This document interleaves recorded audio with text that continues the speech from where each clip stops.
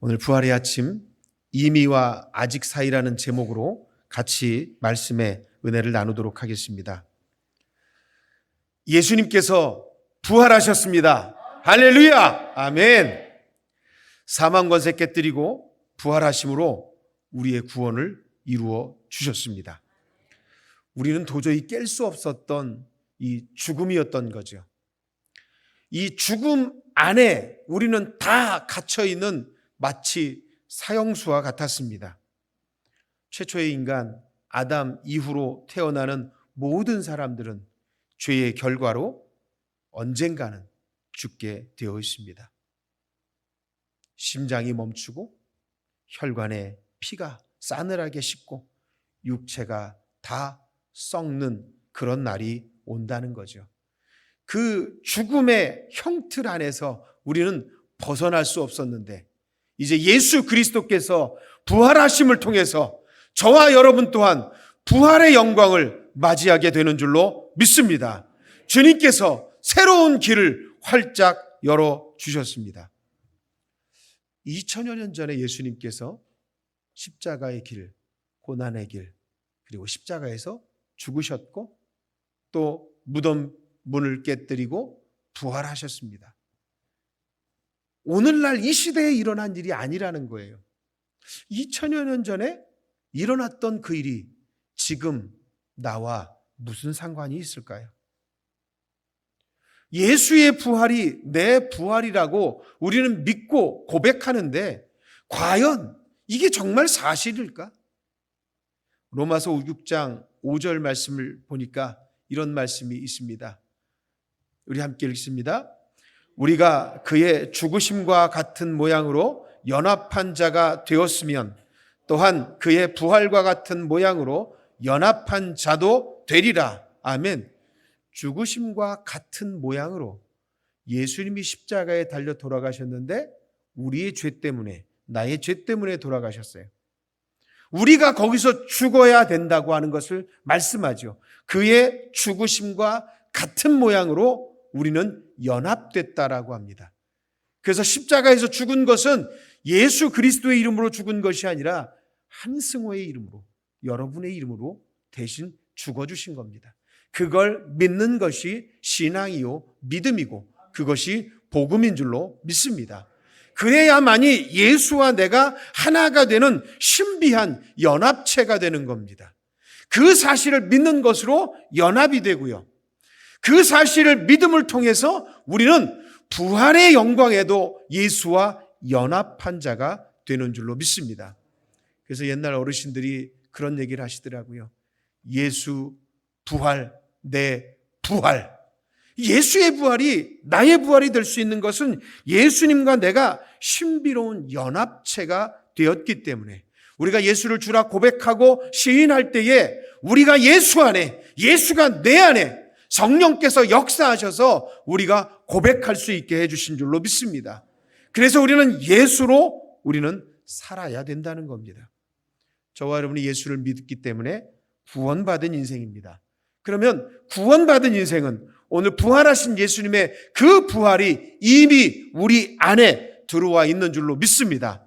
이미 부활의 영광이 우리 속에 있는 줄로 믿습니다. 그 부활의 영광 가운데서 날마다 기뻐하며 사시기 바랍니다. 우리는 예배를 드릴 때 주의 날, 주일날 예배를 드립니다. 주일날 예배를 드리는 이유는 부활의 아침을 그 주님께, 하나님께 영광 올려드리고자 우리가 주일날 아침에 주의 날, 주님의 부활하심을 기념하면서 축제와 같은 예배를 우리 매주일 드리고 있는 겁니다. 구원받음의 특권이 있죠. 하나님의 자녀가 되고요. 천국 백성이 됩니다. 그리고 로마서나 갈라디아의 말씀 속에서 의인이라 칭함받는 이신칭의, 이신득의, 의인이라 득함받는 그런 축복을 원래 우리는 의인이 아니었지만 의인이라 인정받는 그 복을 누리게 됩니다. 그리고 하나님께서 우리를 날마다 지켜주시고 또 믿음으로 살 수 있도록 도우시는 그런 특권을 우리가 받은 줄로 믿습니다. 구원의 은혜가 하나님의 자녀가 되는 신의 아들, 신의 딸들이 된 거예요. 그리고 천국 백성이 되었습니다.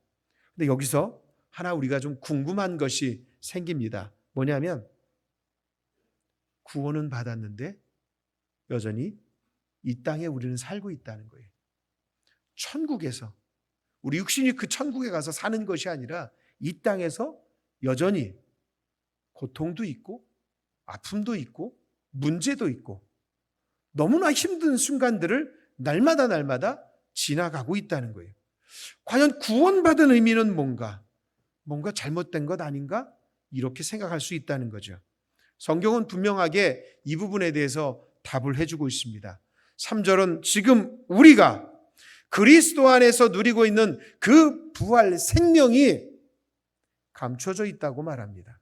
부활은 이미 받았는데 또다시 감춰져 있다고 합니다. 이미 부활의 생명이 우리 안에 있다고 하셨는데 지금 3절에서는 감춰져 있다고 합니다. 아직 이루어지지 않았다고 말하는 거예요. 이미 이루어졌다고 했는데 3절에서는 아직이라고 말하고 있어요. 이미와 아직 사이에 우리는 서 있는 겁니다.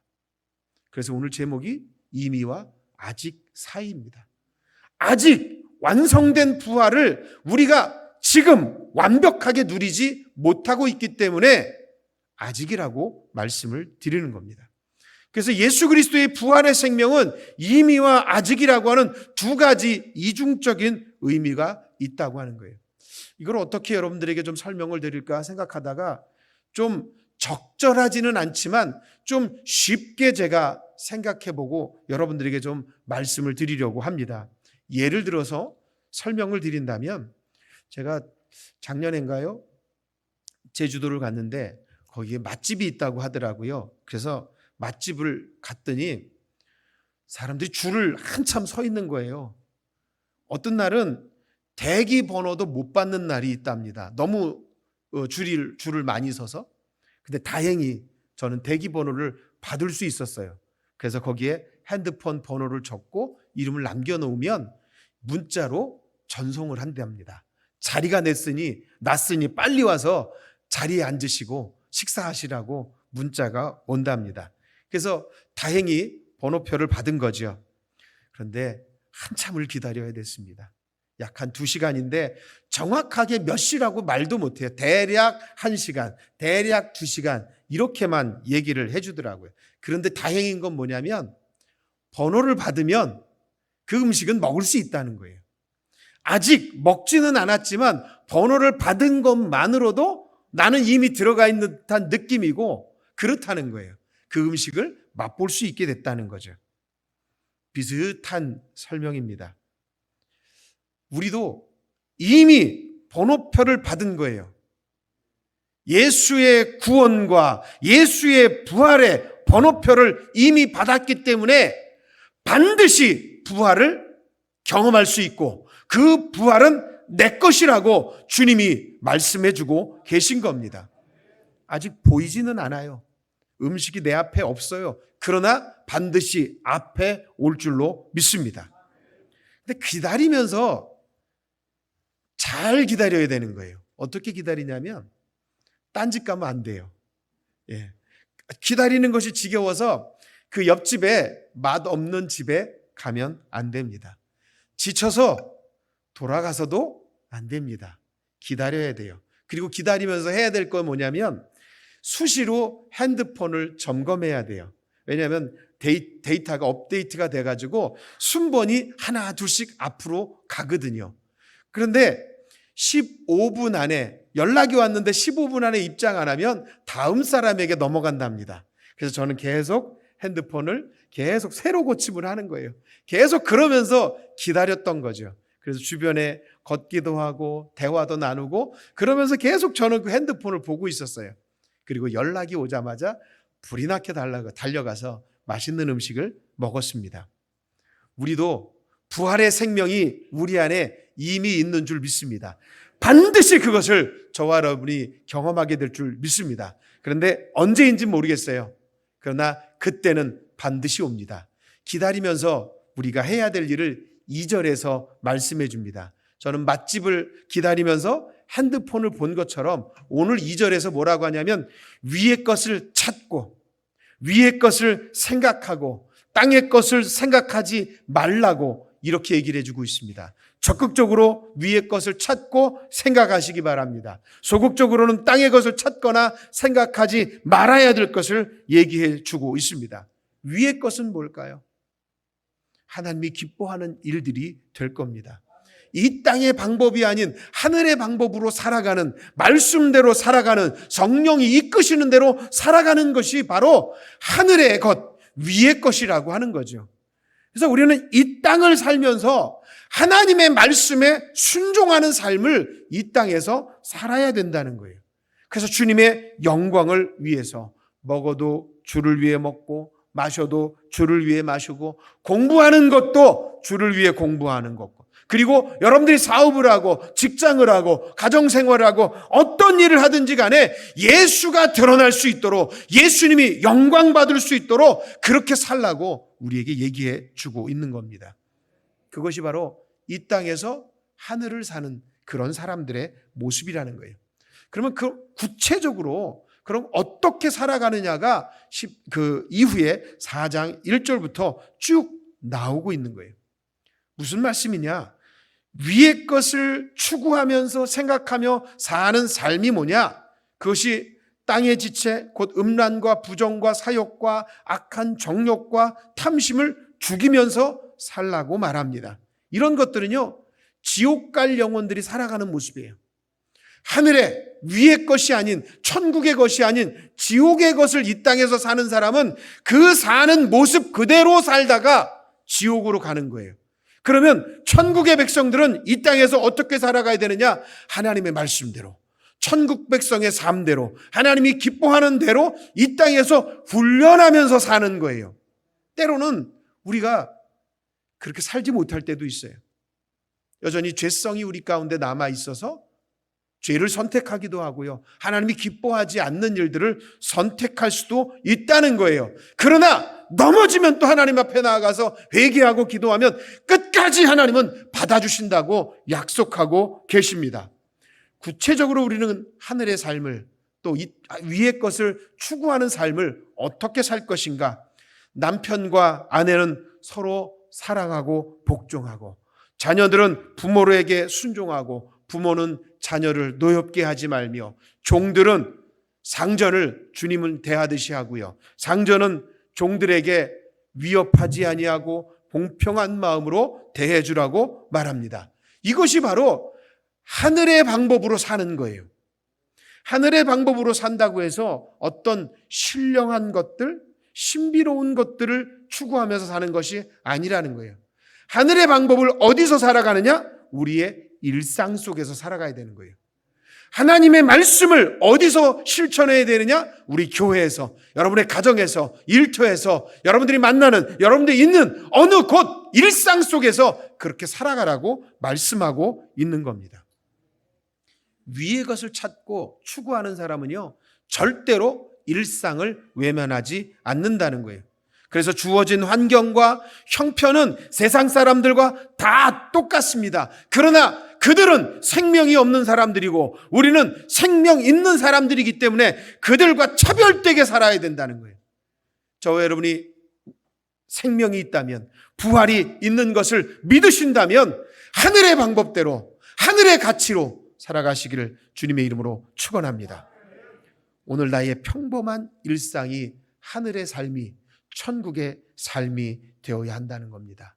하나님의 부르심 앞에 언제나 순종하며 살아야 될 줄로 믿습니다.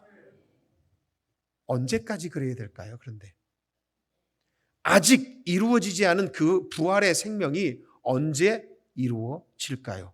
그것이 본문 4절에 나와 있습니다. 주님께서 재림하시는 그때에, 주님이 다시 오시는 그때에 영광 중에 그 생명이 우리 가운데 완벽하게 나타날 줄로 믿습니다.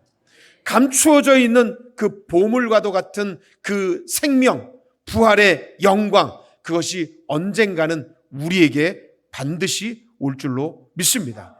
그러면 위의 것을 추구하고 하늘의 가치로 살되 기다리면서, 기대하면서 언제나 소망을 가지고 살아갈 수 있기를 바랍니다.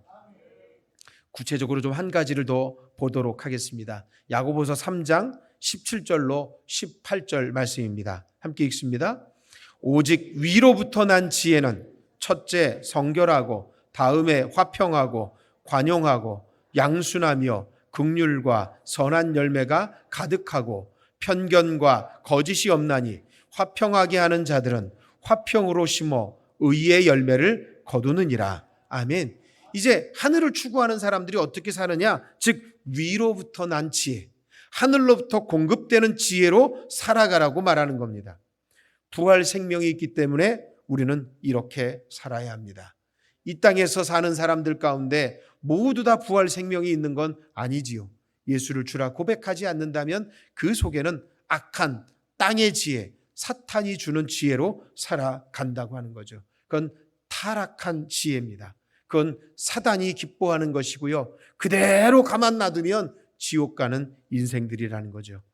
그러나 이 타락한 지혜로 우리는 살 것이 아니라 하나님 주신 생명의 지혜로, 하늘의 지혜로 우리는 살아가야 합니다. 그래서 위로부터 난 지혜는 성결과 화평과 관용과 양순, 긍휼, 선함, 편견, 그리고 거짓 없음, 이 8가지를 가지고 살아가는 거예요. 사탄의 지혜, 타락한 지혜는요, 관계를 깨뜨려 버립니다. 사람을 멀어지게 하고요, 공동체를 와해시킵니다. 그런데 하늘의 지혜는요, 위로부터 난 지혜는 관계를 회복시켜 주시는 줄로 믿습니다. 넘어져 있는 영혼들을 일으켜 세워 주시는 줄로 믿습니다. 질병으로 고통당하는 심령들을 일으켜 세우셔서 강력한 능력이 있는 존재로 세워주시는 것이 바로 하늘의 지혜인 줄로 믿습니다. 이 2가지 지혜의 결정적인 차이는 뭐냐면 하나님의 말씀에 있습니다. 그 말씀을 듣고 그대로 사느냐, 말씀 듣지 않고 내 맘대로 사느냐, 여기에 결과가 완전히 다르게 나타날 수밖에 없다는 겁니다. 우리를 죽이는 지혜로 살 것이 아니라, 세상 가치로 살 것이 아니라 하늘의 가치로, 생명의 가치로 살아가시기를 주님의 이름으로 축원합니다. 그 부활의 생명이 우리 가운데 들어오면요, 생각이 바뀌고 말이 바뀌고 우리의 인생이 하나님이 기뻐하는 인생으로 완전히 바뀔 줄 믿습니다. 그래서 우리는 이미 구원의 백성이요, 부활의 생명을 가진 자입니다. 그러나 아직 완전히 이루어지지는 않았습니다. 감춰져 있기 때문입니다. 그러나 그 아직 이루어지지 않은 그 부활의 생명을 위해서 위의 것을 생각하고 위의 것을 추구하고 하나님의 말씀대로 기대하며 소망하며 사시기를 주님의 이름으로 축원합니다. 주님이 재림하시는 그날에 부활의 생명이 완벽하게 우리들의 것이 될 줄로 믿습니다. 기도하겠습니다. 하나님 감사합니다. 오늘 귀한 아침, 부활의 아침을 주님 앞에 찬양하며 예배드리게 하시니 감사를 드립니다.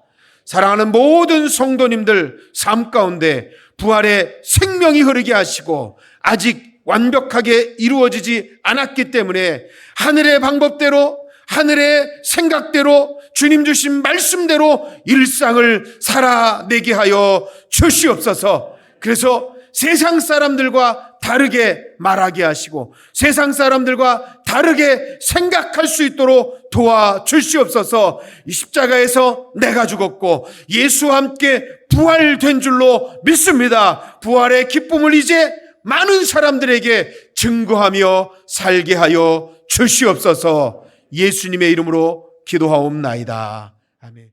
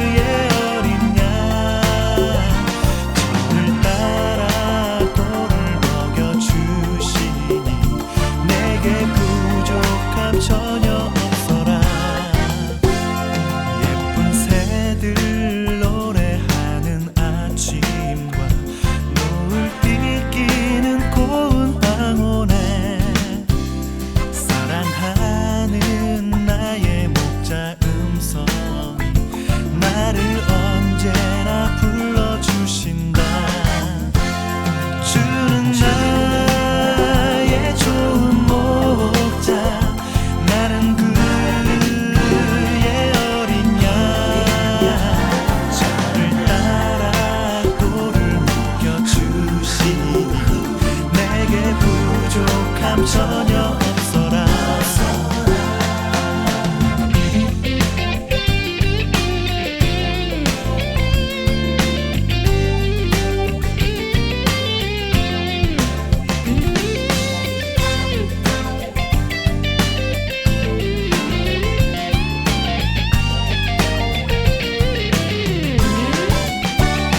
못된 짐승 나를 해치 못하고 거친 피